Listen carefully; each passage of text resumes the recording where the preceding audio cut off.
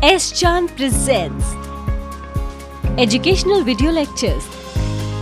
Difficult concepts made easy. Study anywhere, anytime. As an ultimate consumer और as a business consumer कई बार business कोई भी asset या कोई भी आइटम फुल प्राइस एक बार में पे करके बाय नहीं करते हैं। कई बार वो इनिशियल अमाउंट पे करने के बाद बाकी इंस्टॉलमेंट्स बाद में पे करते हैं, तभी उनके पास ओनरशिप का राइट आता है।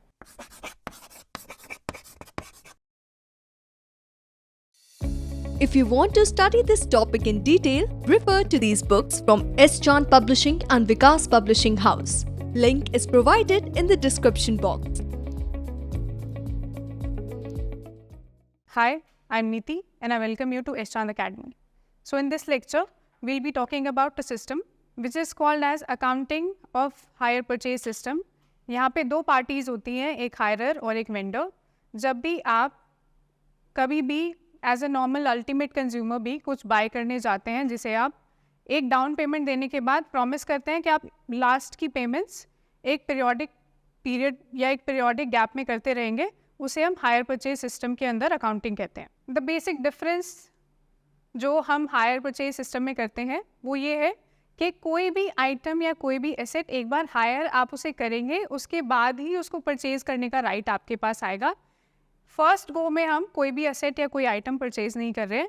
इस सिस्टम को हायर परचेज सिस्टम जिसे हम कह रहे हैं उसे गवर्न करता है आपका हायर परचेज एक्ट 1972, जिसमें हम लोग डिफाइन करते हैं व्हाट इज हायर। हायर वो सम होगा जो पेएबल है at periodic gaps by the hirer to the vendor और ओनर ऑफ द असेट और आइटम।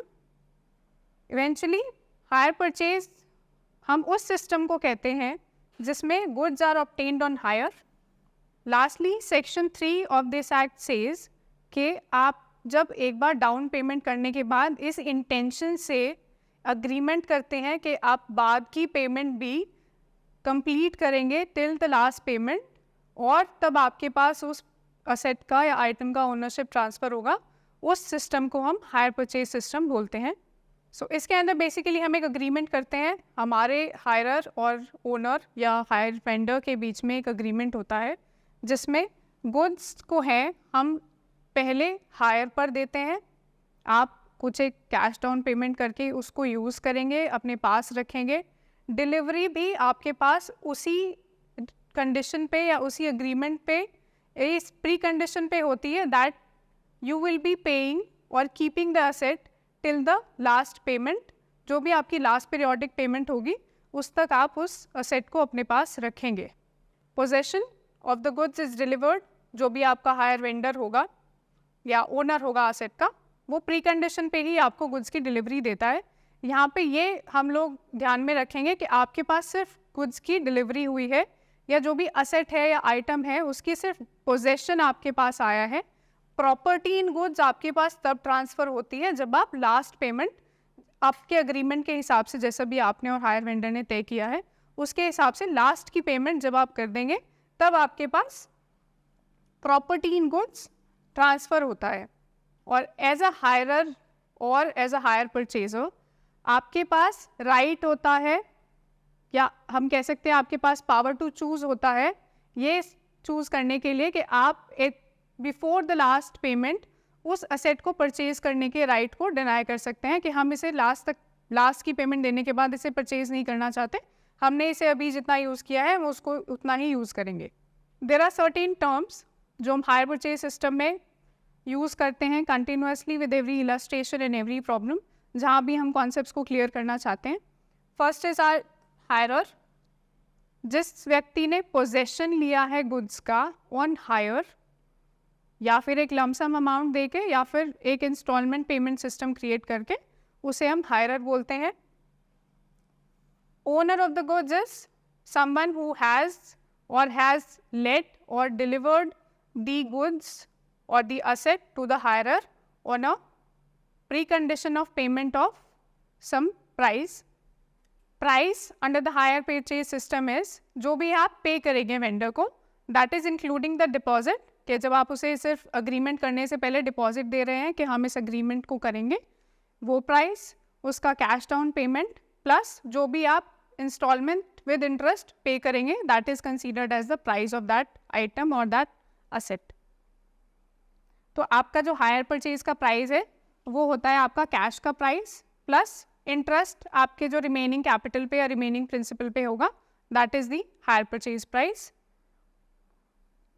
कैश प्राइस जो आपने पे किया है डिपॉजिट के रूप में अपने वेंडर को, then simple normal word down payment जो हम कोई भी सामान इंस्टॉलमेंट सिस्टम पे लेने से पहले पे करते हैं ओनर को, that is what is down payment. Now under the hire purchase act 1972 section 4 defines कि आपका कोई भी अग्रीमेंट हायर परचेज अग्रीमेंट कब होगा। There are certain prerequisites जो अप्रूव्ड होनी चाहिए, जो एग्जिस्टिंग होनी चाहिए for any agreement between the hirer and the purchaser and the vendor to be called as hire purchase. सबसे पहले जब भी आप अग्रीमेंट कर रहे हैं तब सिर्फ पोजेशन ट्रांसफ़र हो रहा है कि आपके पास से आइटम, आपके पास से गुड्स आपने ट्रांसफ़र कर दिए हैं परचेजर के पास, possession of the goods is transferred. Delivery of goods conditional होगी on the intention to complete the whole payment period, कि आपकी इंटेंशन स्टार्टिंग से ये है कि मैं लास्ट तक की पेमेंट करूँगा।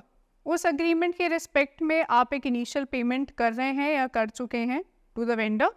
हर इंस्टॉलमेंट पेमेंट के 2 पार्ट होंगे। पहला आपका प्रिंसिपल का पार्ट, एक पोर्शन होगा। अगर आप 100 रुपये भी पे कर रहे हैं तो हो सकता है उसमें 20 रुपये आपके इंटरेस्ट होंगे और 80 रुपये आपका जो रिमेनिंग प्रिंसिपल का पोर्शन है वो इंक्लूड होगा। उसको हम बोलते हैं हायर चार्ज। आपके हायरर के पास पावर है टू चूज कि वो कंप्लीट करेगा इस प्रोसेस को bye purchasing that asset eventually या नहीं करेगा। वो एक परचेजर के पास ऑप्शन रहता है लास्ट में, लास्ट पेमेंट करने से पहले।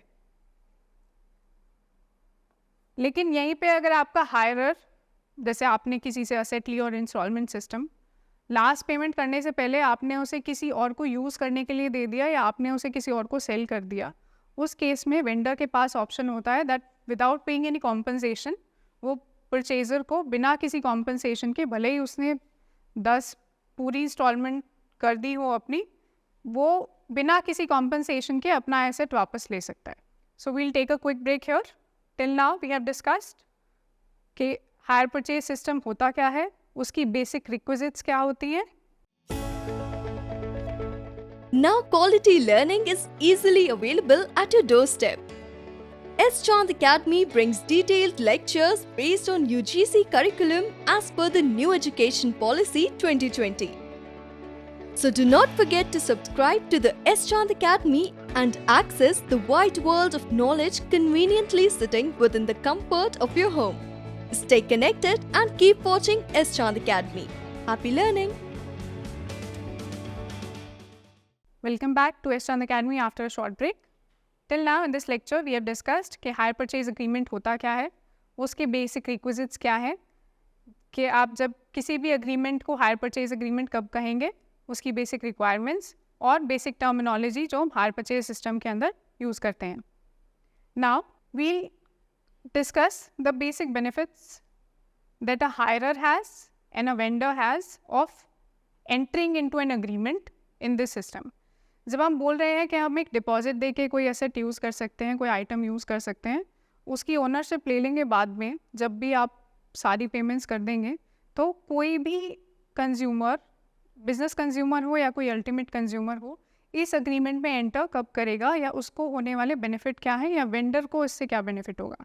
तो सबसे पहले ये बहुत आसान कर देता है किसी भी परचेज़र के लिए कोई भी एसेट को बाय करना, कि आपको सिर्फ एक डिपॉजिट देना है, आपको पीरियोडिक पेमेंट करनी है। आप पीरियोडिसिटी आपके अग्रीमेंट में डिफाइन होगी कि आपको मंथली पेमेंट करनी है, क्वार्टरली पेमेंट करनी है या ईयरली पेमेंट करनी है।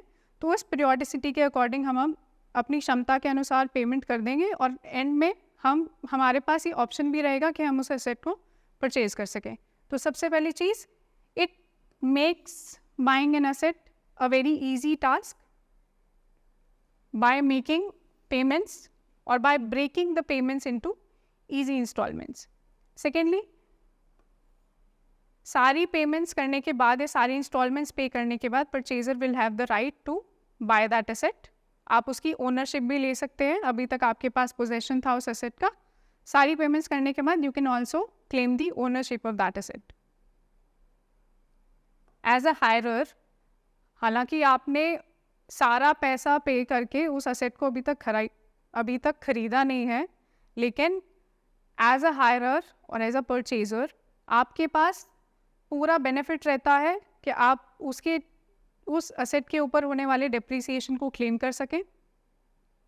Also you get tax benefits. अगर आप कोई लोन दिखाते हैं कि आपने उस एसेट को बाय करने के लिए लोन किया है, तो आप उस लोन के बेनिफिट्स को भी क्लेम कर सकते हैं। So you can claim the depreciation, आपको डिप्रिसिएशन के भी बेनिफिट्स मिलेंगे, प्लस आपको टैक्स बेनिफिट भी मिलेगा उस लोन के ऊपर जो आपने उस असेट को परचेज करने के लिए लिया होगा। ऑल्सो हायर परचेजर के इतने बेनिफिट्स होने के साथ साथ हायर वेंडर या ओनर होगा जो भी उस असेट का, उसके पास भी बेनिफिट रहता है, because this system makes the sales easier, तो उसकी सेल्स वॉल्यूम भी इंक्रीज होती है। इसकी कैलकुलेशन के लिए हम लोग 2 सिचुएशंस कंसीडर करते हैं। पहला कि दोनों पार्टीज टू द अग्रीमेंट, आपका हायर वेंडर और हायर परचेजर, दोनों बिजनेस ऑर्गेनाइजेशन है, और जो आप गुड ट्रांसफ़र कर रहे हैं या जिस असेट के लिए आप अग्रीमेंट में आ रहे हैं, that is of a substantial value, उसकी वैल्यू बहुत ज़्यादा है। सेकेंड सिचुएशन हमारे पास होती है जहाँ पे आपका ओनर तो एक बिजनेस ऑर्गेनाइजेशन है, लेकिन जो परचेजर है या हायरर है वो एक सिंपल कंज्यूमर है, जिसको हम नॉर्मली जैसे इंस्टॉलमेंट पे आप कोई भी सामान लेते हैं उस केस में हम उसे कंसीडर करते हैं, और जो आप असेट भी सेल कर रहे हो या हायर पे दे रहे हो उसकी सब्सटैंशियल वैल्यू नहीं होती है। बाय सब्सटैंशियल वैल्यू मीन्स जैसे हम लोग बिजनेस में कई लाखों में या करोड़ों में डील करते हैं, या कोई आपने कोई मशीनरी को हायर किया है। सेकेंड सिचुएशन हमारी ऐसी कि आपने कोई भी छोटी सी एसेट, आपने कोई टीवी लिया है या आपने कोई कार ली है, उसकी मेजर सब्सटैंशियल वैल्यू नहीं है, तो उसे हम सेकेंड सिचुएशन में कंसीडर करते हैं। अब हमारे पास हमने सिचुएशंस देखी हैं कि आपके पास 2 केसेस हो सकते हैं। बिजनेस टू बिजनेस, आपका हायरर भी बिजनेस ऑर्गेनाइजेशन है और वेंडर भी बिजनेस ऑर्गेनाइजेशन है, या फिर आपका जो वेंडर है वो बिजनेस ऑर्गेनाइजेशन है और जो परचेजर है वो एक नॉर्मल कंज्यूमर है।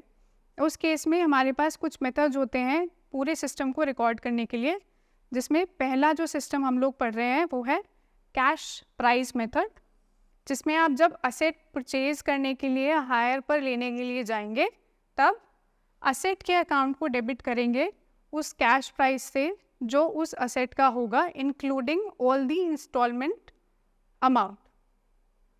आपकी जितनी भी इंस्टॉलमेंट होंगी उन सब के वैल्यू को ऐड करके जो भी उस असेट का कैश प्राइस होगा उससे हम अपने असेट अकाउंट को डेबिट करेंगे। तो उस केस में आप जो डिपॉजिट पे कर रहे हैं या कैश डाउन पेमेंट दे रहे हैं या बाद में इंस्टॉलमेंट पे कर रहे हैं, वो सब उसी कैश प्राइस में एडजस्टेड होता है।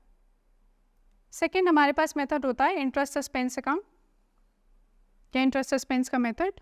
इसमें जो बायर है या परचेजर है वो डेबिट करेगा आपका असेट टोटल कैश प्राइस के साथ जब भी वो अग्रीमेंट को, हायर परचेज अग्रीमेंट को साइन करने के लिए जाएगा, प्लस उस टोटल इंटरेस्ट के साथ जो भी अनअक्रूड है, अभी अक्रू नहीं हुआ है उस ट्रांसफ़र के टाइम पे, उसके साथ भी उस अकाउंट को, उस असेट के अकाउंट को डेबिट करेगा। सो सबसे पहले हम लोग डिस्कस करेंगे कैश प्राइस का जो मेथड है हमारा। उसमें जो बुक्स हैं परचेज़र की, उसमें हम लोग कैसे ये सारी एंट्रीज़ को, कि जब आप उसको डिपॉजिट दे रहे हैं, कब आप इंस्टॉलमेंट पे कर रहे हैं, या आप डिप्रिसिएशन क्लेम कर रहे हैं या टैक्स बेनिफिट क्लेम कर रहे हैं, उन सारी एंट्रीज़ को हम रिकॉर्ड कैसे कर रहे हैं। परचेज़र की बुक्स में जब आप गुड्स परचेज कर रहे हैं हायर पे, वो property of the business consider होगा ऑन अजम्पशन, बिकॉज आपके पास ऑप्शन है चूज़ करने का to buy the asset at the end और नॉट। तो हम इस अजम्पशन के साथ उस असेट को रिकॉर्ड कर रहे हैं कि आप एंड में उसको बाय करेंगे। You are paying all the instalments with the intention of it, कि आप सही इंटेंशन के साथ सारी इंस्टॉलमेंट्स पे कर रहे हैं। तो जो हमारी बेसिक जर्नल एंट्रीज हैं, स्टार्टिंग विद जब आप हायर परचेज सिस्टम पे उस असेट को बाय कर रहे हैं, तो क्योंकि हम कैश प्राइस मेथड कर रहे हैं तो उसका जितना भी कैश प्राइस होगा उससे आप असेट के अकाउंट को डेबिट करेंगे टू द ओनर, या जो भी आपका हायर वेंडर होगा उसके अकाउंट को। तो क्योंकि हम कैश प्राइस मेथड में कर रहे हैं तो उसके टोटल कैश प्राइस के साथ एसेट के अकाउंट को हम डेबिट कर रहे हैं यहाँ पे। सेकेंडली, जब आप कैश पे कर रहे हैं डिलीवरी के टाइम पे, कुछ डिपॉजिट दे रहे हैं, कैश डाउन पेमेंट कर रहे हैं to the vendor, hire vendor के अकाउंट को हम डेबिट करेंगे टू द अमाउंट जो आपने डिपॉजिट के रूप में जमा किया है हायर वेंडर के पास अभी डिलीवरी से पहले। देन आपने डिपॉजिट पे कर दिया। नेक्स्ट जो एंट्री है फाइनेंशियल ट्रांजैक्शन आपकी होगी वो होगी जब भी आपकी इंस्टॉलमेंट ड्यू होगी पेमेंट के लिए। अब इस ट्रांजैक्शन को या इस जर्नल एंट्री को हम उतनी बार रिपीट करेंगे जितनी बार उसकी पीरियोडिसिटी के अकॉर्डिंग वो पेमेंट रिपीट हो रही है। तो हर साल या हर महीने उस अमाउंट से हम इस जर्नल एंट्री को रिपीट करेंगे। आपका जो इंटरेस्ट का अकाउंट है that will be debited by the higher vendor account कि उस हायर वेंडर को आप इंटरेस्ट कितना पे कर रहे हैं। पहली इंस्टॉलमेंट पे करने के लिए क्योंकि आपके पास से कुछ पैसा जा रहा है, आप आपके हायर वेंडर के अकाउंट को डेबिट करेंगे बाय द बैंक। जो भी आपने इंस्टॉलमेंट आपकी अमाउंट कैलकुलेट हुई है एज पर योर एग्रीमेंट। अब यहाँ पे हम डेप्रिसिएशन भी चार्ज कर रहे हैं अपनी एसेट पे। डेप्रिसिएशन हम दिखाएंगे आपकी एसेट की वैल्यू में से डिडक्ट करके, तो आपका एसेट का अकाउंट डेबिट होगा by the amount of depreciation, जितना डेप्रिसिएशन हम उसके ऊपर चार्ज कर रहे हैं। अब ये इंटरेस्ट ऑन लोन या आपके जो टैक्स बेनिफिट्स हैं और जो आपका डेप्रिसिएशन है उसको हम ट्रांसफ़र कर रहे हैं to the purchaser's profit and loss account.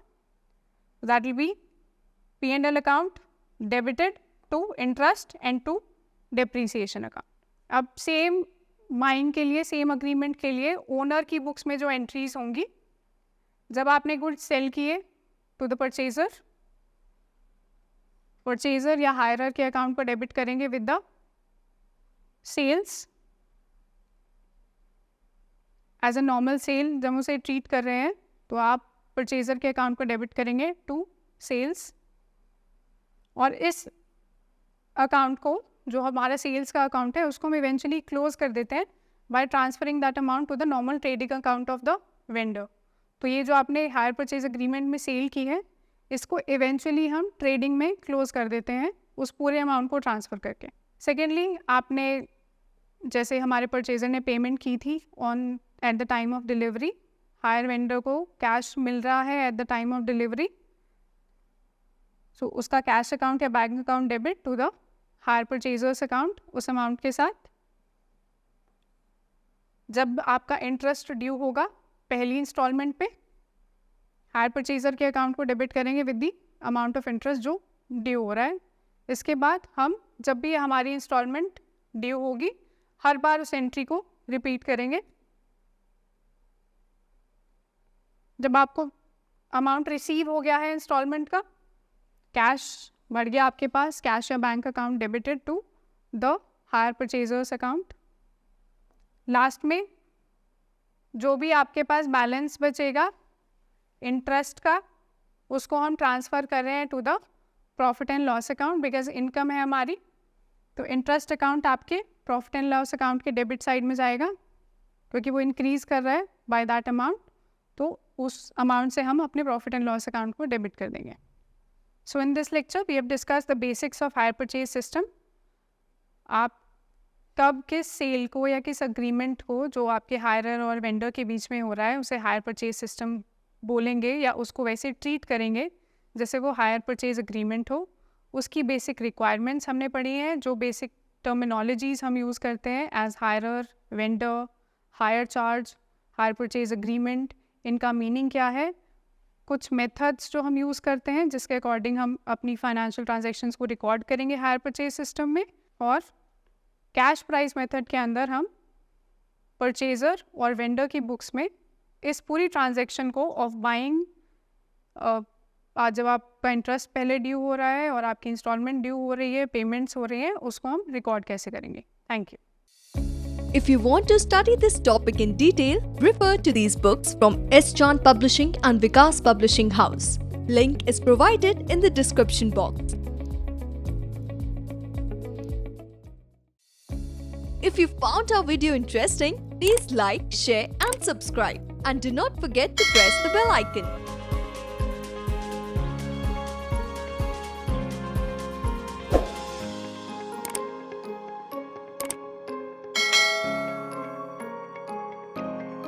All rights reserved. This video has been prepared for educational purposes only. No part of it may be reproduced or copied without the permission of the copyright holder.